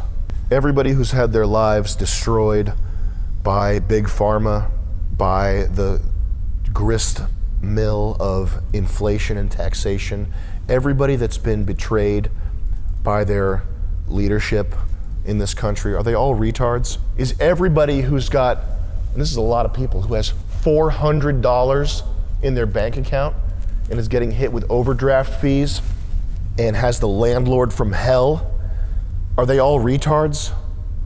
You work at a sub sandwich shop. You couldn't invent PayPal. If you really believe that these people are all retards, then you have no place in the discourse going on about the future of this country. The Manhattan Project is not exactly a good example of doing something good when you could argue that the existence of nuclear weapons is one of the biggest threats to our civilization today. Do you think it would be better if the United States got them first or if Germany got them first? You are just a computer guy. And I don't think you really believe that. I hope to God that you don't. But if that's really what you believe, then you're not a leader. I could say f*** you. I could say, take a step back and f*** your own face. But I'll say this. If you really believe that the American people are retards, which they are, we got male cheerleaders in the NFL, but if you really do not have in your heart grace and respect for the Homer Simpson vinyl siding. You want to know the retarded defense of his argumentation that I always hear? Well, he does point out the correct problems in society. Low wages and college debt are a true problem. Yeah, but you work through problems. We've had a lot of problems in this country. We had a literal civil war. You have problems. You work through it. There's never a perfect, like, what is the perfect society? Like, there was never been a perfect society. You've always got things that you're working through, right? College debt, like, it's funny because, like, in some ways, it sounds crazy to say this because we acclimate so quickly, but there are such things as good problems, right? Like college debt is a big problem. Like your society is becoming so educated and your workforce is so productive and so many people are getting a college education that college debt is becoming a big thing. Like that is an issue that we have to work through too, but it's better than subsistence farming being your big problem, where a dust bowl comes and now people don't have food to eat and they starve and die, or where your actual problem is too many childbirths because people are having kids starting at 15 and 16 because they need more economic units for the household because they can't survive without child workers. Like these are literally first world problems, right? And it's okay to have problems and work through them. But look at to the other end, right? Like how old is Sam Hyde? Like he's preaching all this stuff about the degradation. Well, I guess he would just say that it's society's fault. He's 39 years old. Where's this guy's family? Where is this guy's children? Who is that one, the weird guy, hypocrite? He made that post before on Twitter with the Game of Thrones meme. This guy is super gross, and I think I haven't blocked on Twitter, but it was a good meme. Anybody know what I'm talking about? Fuentes, unmarried. Keith Woods, unmarried. Andrew Tate, unmarried. Tristan Tate, unmarried. Richard Spencer, unmarried. Dan Bilzerian, unmarried. You realize that white Nats/Nazis will take a country that vastly is worse in economy if that country is fully made out of white people, right? I hear this on X all the time. People say that, but it's because they're assuming that they would still have everything economically that they would have otherwise. But they say that. But like, do you think that a country full of white nationalists would be happy if we were on flip phones and the crazy Mexicans and the dirty Indians and the horrible Chinese are all on like iPhone? Do you think that the white nationalists be like, well, at least we all go to church on Sunday, and we're all using Netscape? Well, they're on like I don't think so. I think that the technological progress and everything I think is important. I think people do care about this. Economy shitbox driving retards who make your dream possible. If you have a heart, if you are a human being, then that will sting harder than telling you to go fuck yourself. You can do the go fuck yourself all day. I tell myself to go fuck myself. You can say that all day. Fuck you. Fuck you. I say that in the mirror when I wake up and when I put makeup on. Who gives a fuck? If you believe these people are retards and you don't have any goodwill towards them, then you're not a leader. You're just a nerd. And there's plenty of those. There's plenty of nerds who got lucky. I bought Bitcoin, Magic the Gathering online exchange. I got lucky. There's no shortage of nerds who got lucky. There's this disturbing idea from the BoomerCon right that America is just a collection of ideas, and you bring everybody in the world, the teeming masses who are desperate for a half gallon of milk, you bring them here and all of a sudden they're hit like lightning with this idea that makes them able to make this country stronger. This country's never been weaker, and it's never been more open to foreigners who aren't us. These two things, they're not unrelated. They're like, I do agree that right now, this country maybe has never been weaker over the past few decades, but like the call is coming from inside the house. It's not because of brown people, and it's not because of immigrants, right? It's because of this like growing discontented group of people at home who by and large aren't even interfacing with these communities as much, right? Like if immigrants and brown people were the ones destroying our country, wouldn't you expect to see this revulsion coming from the cities and not from the people that like interface with these people the least? Like we have a lot of division right now inside, but I mean, like, I don't think that it's coming from brown people overthrowing the country or like undermining the country or directly related. Would Ben Shapiro say the same thing about Israel? Israel's just a collection of ideas. Would Vivek say the same thing about India? India is just a collection of ideas, really good ideas. That's why they're doing so good. Grope women on the train. That's not a glib remark, by the way. I make a lot of jokes about Indians in my stand-up act. I had an Indian woman come up to me after a show. I thought she was gonna chew me out and beat my ass, ear-beating Indian style, for the jokes that I made. She said to me, "Thank you for saying that. I went there with my 13-year-old sister and they pulled her pants down on the train." Is that an Indian idea? When we bring them over, does that idea suddenly vanish and they get the neural net download of American ideas? Is that how it works? The people who are mad at you right now don't view America as a collection of ideas. It's not an economic zone. I hate how there's this argument against Americans asking them what they built. If you're so great, what did you build? What did you build? Nothing significant that gets built gets built on an individualistic scale. The greatest things that humans have built, cathedrals, which if you disagree with this, it's just, you're wrong. I mean, computers are pretty up there, but cathedrals are a good example of this. Cathedrals are built over hundreds of years.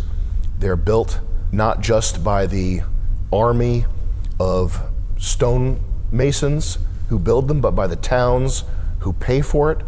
They are the cream sitting on top of the cake. The cake is the soil, the cake is the vinyl siding dumbasses who are your customers, who are the people who pay for this shit by putting their retirement accounts in Vanguard mutual funds.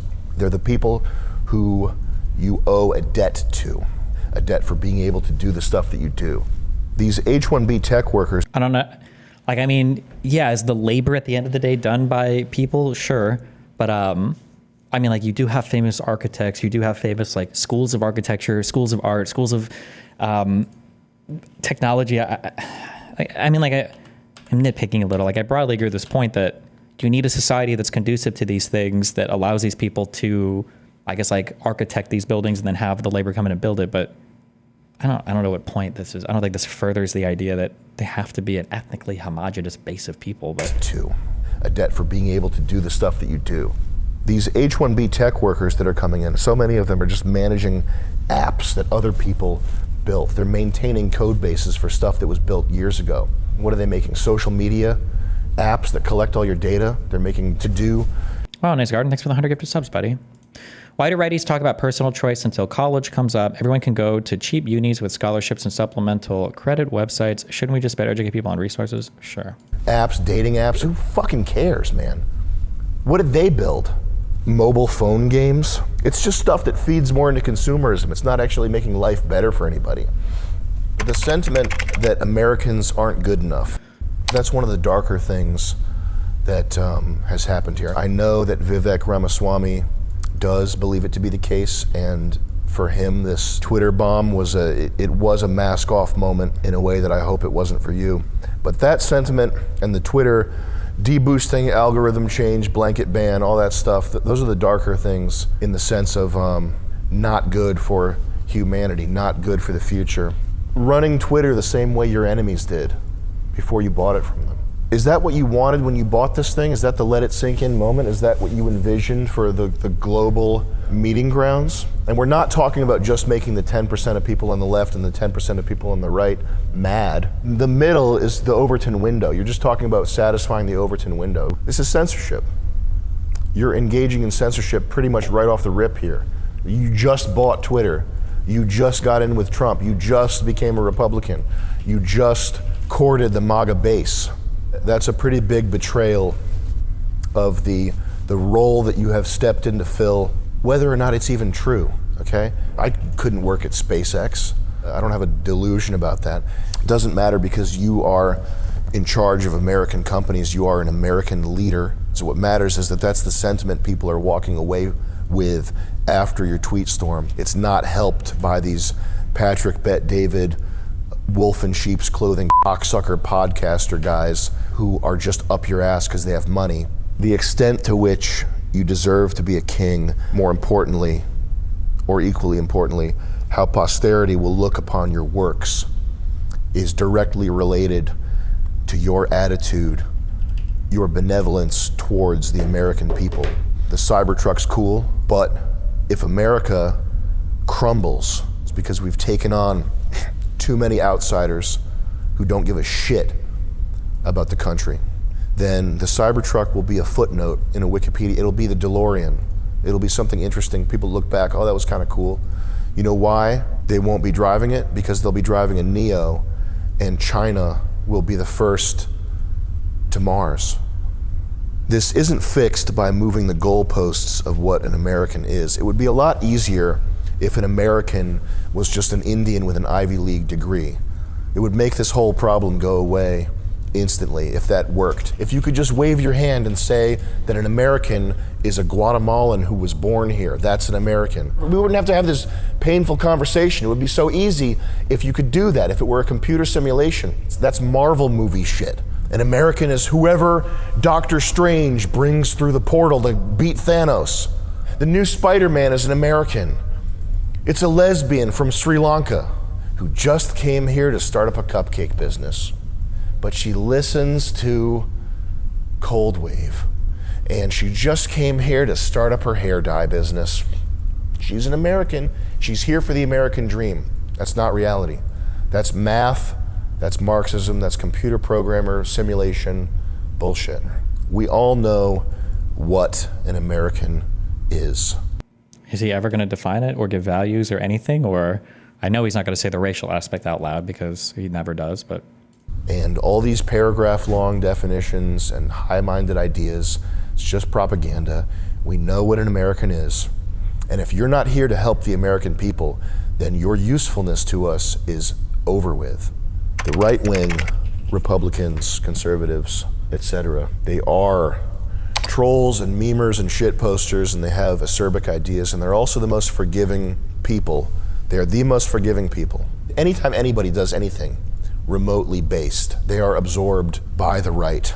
Anna Kasparian talking about not feeling safe in her neighborhood. That's based, man. Anna Kasparian was red-pilled this whole time? I can't believe it. Damn. People, broadly speaking, do not expect you to be full-on 1950s racist Hank Hill, get him out guy. Get him out of here! That's not what they're looking for, okay? They're fine with the Silicon Valley tech version, the occasionally based, occasionally Neil deGrasse Tyson soy face. They love that Elon. It's this idea that Americans aren't good enough, this misunderstanding of what America is. You're just as bad as the people you bought the website from, if this continues to be the case. Are you able to listen to valid criticism? It's not from Russian bots. It's not a coordinated attack on you. It's tens of thousands of people pissed off because they think you betrayed them. I hope to God you're a leader. The rest of you can keep watching this right now. Check it out. asmongold.com/ what's the guy's name? Moist Critical. That's the website. asmongold.com/ Moist Critical. You can now, if you're not Elon, you can jump over to the regular video and start watching. What I actually believe, I think that the US economy is grinding to a halt, and that the tech bros and investors, it's like someone tweeted about this, the bubble in the Japanese economy, where Japan was faced with the decision to either start importing people or get ready for a long winter. I saw that tweet and that immediately rang true.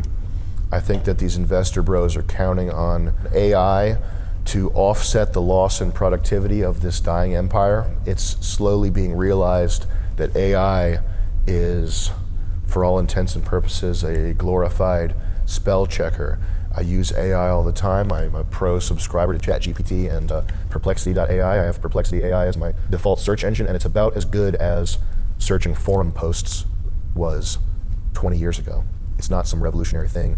It's extra-dimensional autocomplete. The words have weighting and tone and various other dimensions that are vectors, and what you get at the end of it is an article that can almost fool a computer into thinking it was written by a human. I think there's a game of musical chairs going on with money, and people are desperate for a way to keep that game of musical chairs going, even if it means fucking us over. The idea that these tech guys want to bring in exceptional people is just not true. They're looking to hire basically slaves who can't leave their company without leaving the country, who will work for 50%. That's the other thing. They keep saying they'll work 80 hours a week, which is bullshit. Nobody works 80 hours a week. They work 20 hours a week of actual work, and the rest of the time is spent fucking around on the phone and showing the boss that they're working 80 hours a week, sitting in the office. They're not actually working 80 hours a week. And furthermore, why should anybody have to work 80 hours a week? Why is this a race to create slaves? Why is that a good thing? Why is that a humane thing? Why is that good for humanity? How is it possible, if you're a Democrat or a Republican, if you're left or right, why is it a good thing to want slaves? They'll work 100 hours a week. They'll work in their sleep.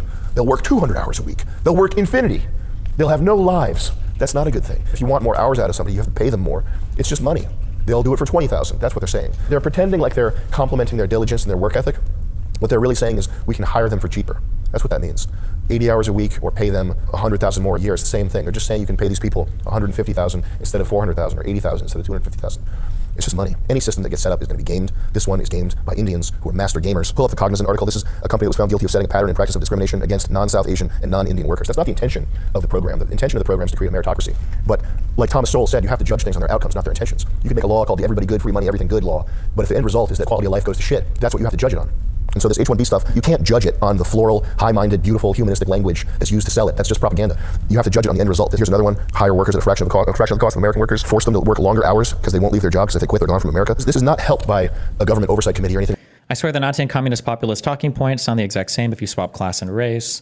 Yeah, it's all like illiberal stuff. It's always like trying to identify like a schism. You identify a real problem and then you insert the cause for the problem as whatever your pet thing is. So for neo-Nazis, it's always going to be like racial and ethnic stuff.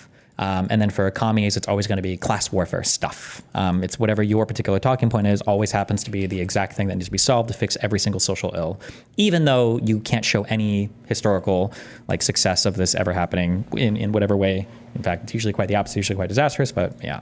Like that. It's just the case that when you set up a system that can be gamed, it gets gamed. That's how people work. They're looking for the path of least resistance. They're looking to maximize their benefit from the system. That's just human nature. Massive payouts over claims they discriminated against American workers in favor of foreign workers. Apple paid $25 million to the deal, which is like $25 to a regular person. Apple engaged in a pattern of citizenship status discrimination in recruitment positions. The claim that we can't find talented people here is nonsense. It's dishonest. The claim should be that we can't afford to pay talented people enough, or we don't want to. Sorry for getting overly serious here with you. At the end of the day, I think you should buy Bitcoin. there's this tendency to want powerful people or people in a leadership position. You get emotional when their every worldview doesn't line up with yours. You know, Trump's not based enough, or Joe Rogan's too whatever. But these are the men who define our times, and I think it's important you allow them to be flawed people to some extent, but also to push back when they go nuts. But in this case, I think that it's critically important. It's most critically important. It's most critical. This is the whole thing that most critical says every time we talk to him. He put it all on the line to become the free speech guy and to turn Twitter into the global discussion space of the world. And you don't accidentally become adored by people. He can't just say, oh, I was just building a business and then I was saying stuff online and then I guess people looked up to me. No. There are plenty of quiet billionaires. There are plenty of quiet moneymakers, inventors. There are plenty of quiet engineers. There are plenty of people who aren't going to the Met Gala in the Satan costume. Okay? There are plenty of people like that. You don't accidentally become the hope of a nation. You don't accidentally become the hope of a generation. You don't. So if he wants that, I think he can have it. And I think he deserves a shot at course correction. He's been under attack by everybody for his whole entire career. So I think he deserves that shot. If he fumbles this, then that's his legacy. I don't have any sort of committed opinion as to what's going to happen from here. I'm mostly concerned with Asmongold, as we said. Moist critical. What games are they playing? Tall Guy, what's the game he played? Tall Man Run, that's what I'll be doing tonight. A little bit of Raid Shadow Legends, what's the game? Last War Survivor, big into that these days. I'm mostly doing that. Elon's number 1 ranked Diablo 4, huge achievement. I'm number 1 ranked Raid Shadow Legends. Raid what? Last Survivor? Last Survivor. I'm number 1 on that Last Survivor. Check me out on the boards there, guys, all right? Boom, peace. Wow. Is the sentiment expressed in this video a real thing? Like, how many people believe this? Seems super online. No. I think a minority of people, minority. Like I said, my guess would be less than 20% of the conservative side. But like, this is a good summation, I think, of like the neo-Nazi mindset as it manifests today in society. And there's the potential that this type of rhetoric can like kind of sweep up a lot of the more kind of like casual racist people or just economic anxiety people into it, because he does offer like a grander vision of society. People want like a grand narrative. People want stuff like that, and like there are ideologies that provide for grand narratives. Oh yeah, nice. So I said that like if there are issues, people will find those issues and they try to make them bigger than they are, and then they insert their own ideology into it. So for Emma I think is a communist. The MAGA H-1B fight is fun and accidentally approaches a truth. Our immigration system is about disciplining workers. H-1B directly gives employers power over worker immigration status.